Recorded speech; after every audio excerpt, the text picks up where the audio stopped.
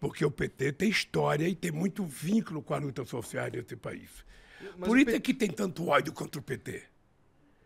Será? Porque o PT é muito grande, Eu não cara. sei se é por isso, porque ó, eu acho que o PT, de uma forma geral, ele acaba. Bom, você ganha a primeira vez, aí você ganha a segunda vez, e você consegue emplacar a Dilma também, né? Então, cara, eu não sei, acho que parece que o PT meio que. Porra, eu sou PT, eu sou foda, entendeu? Eu vou entrar. Agora sei lá, eu sou. Foi uma parada que eu acho que tem a ver, talvez, com o que o Brown falou naquele comício.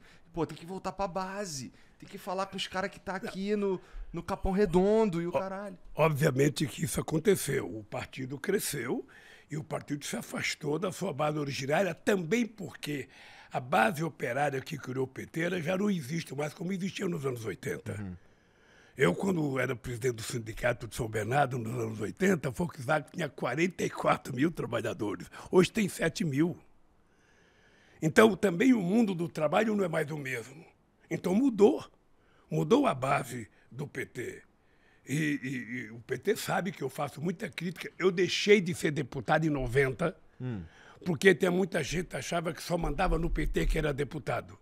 Só tinha importância no PT que era deputado. Eu resolvi deixar de ser deputado para provar que eu ia continuar tendo importância no PT, mesmo sem ser deputado. Trabalhando, viajando o Brasil. O cara, quando morreu o Chico Mendes, eu estava em Cabo Verde. Quando eu recebi a notícia que morreu o Chico Mendes em Chapuri, longe para caramba. Você desce em Rio Branco, tem que pegar mais 300 quilômetros de estrada, chovendo pra caramba. O PT não tinha dinheiro, eu falei pra tesoureira do PT, aluga o avião para pagar em 30 dias. Sabe? Porque aí eu ia atrás de arrumar dinheiro. Pegamos um avião, fomos para lá, para ficar 1 hora no enterro, e ficamos lá no enterro, fiz um discursinho pro Chico Mendes, voltei. Quem é que faz isso? Ninguém faz isso, cara, só quem tem muito vínculo, só quem tem muita relação. E o PT construiu isso. Obviamente que você olha o PT, tem gente mais sofisticada, tem gente que já não é mais operário, tem gente que não é mais da base. E eu concordei com o discurso do Mano Brown. Eu acho que o PT não pode abandonar a periferia.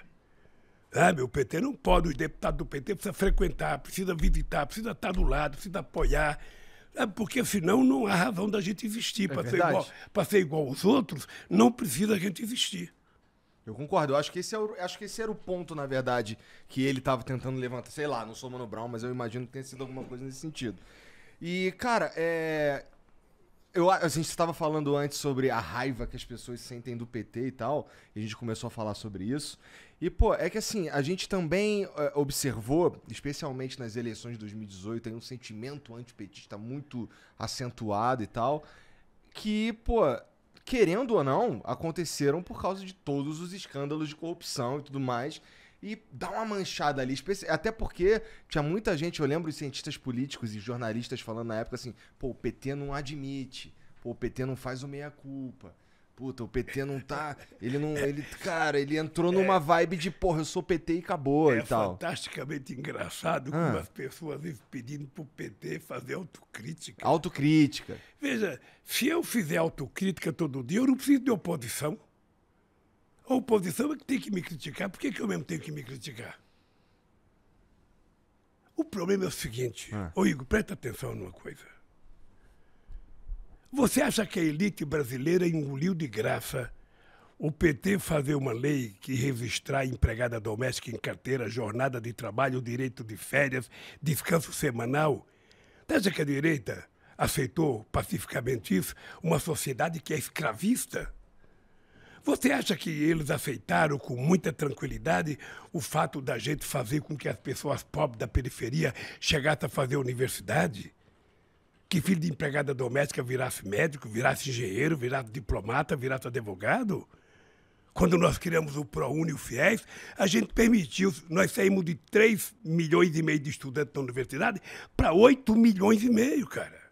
E a gente tem mercado para essa galera? É lógico que vai ter mercado. Esse é um processo, na medida que a gente vai formando mão de obra mais qualificada, essa gente vai trabalhando, vai melhorando a capacidade de produção no Brasil, vai ficando mais importante as coisas que nós produzimos, a gente vai ganhar novos mercados e a gente vai ser competitivo. E mais ainda, a gente começa a exportar inteligência, conhecimento. Não tem que exportar só soja ou minério de ferro. Uhum. A gente vai exportar conhecimento, como faz o Japão, como faz a China, como faz os Estados Unidos, como faz a Coreia. É que a gente tem um monte de gente que é formada, a gente tem um quarto dos dentistas do mundo. O problema, sabe o que é, Igor? O problema é que no Brasil nunca se levou a sério as camadas de baixo chegar à universidade. Eu vou te dar um dado para você registrar, que eu falo sempre. Eu me formei pelo ProUni. Eu vou te dar um dado. O Peru foi descoberto em 1492, quando Colombo chegou aqui. Uhum. Em 1554, o Peru já tinha sua primeira universidade. O Brasil foi descoberto 8 anos depois. A primeira universidade brasileira foi em 1920, ou seja, nós demoramos 420 anos para fazer a primeira universidade. Por quê? Porque 420 universidades tem tudo a ver, pô. Porque os filhos do rico iam estudar na França, nos Estados Unidos, eles estudavam. E como era uma sociedade escravista, para que negro precisa aprender, índio precisa aprender e pobre precisa aprender? Não. Esse país, até 1930, só podia votar quem tivesse terra, quem tivesse dinheiro. Sabe? Que era, mesmo que o cara não produzisse nada, se ele tivesse muita terra, ele virava conde, virava duque. E a gente não tinha. O analfabeto só foi começar a votar no Brasil na Constituição de 88. Ora, o cara sabe trabalhar, o cara sabe fazer pão, o cara sabe fazer um monte de coisa. Por que ele não pode saber votar? Por que ele era proibido de votar? Não, mas aí então, tem muita coisa errada na nossa história. Você veja o atraso em que a gente está submetido. O Brasil foi o último país do mundo a fazer a independência, o último a abolir a escravidão, o último a dar voto para a mulher. Você percebe que há uma... Eu tenho um amigo meu que é jornalista e ele tem um sítio em Porangaba. Porangaba é indo para Sorocaba. Quando esse cara resolveu dar 13º salário para o funcionário dele, o restante dos sitiantes se rebelaram. Cara, como é que você vai dar 13º, vai dar férias? Sabe? Todo mundo vai querer. Ele arrumou inimigo por conta disso. Agora, você imagina a gente colocar os pobres para ir para o aeroporto de Congonhas viajar de avião. O Guarulhos. O que a classe média alta falava? Pô, esses caras, o aeroporto está virando uma rodoviária. Está cheio de pobre que não sabia nem sentar no avião.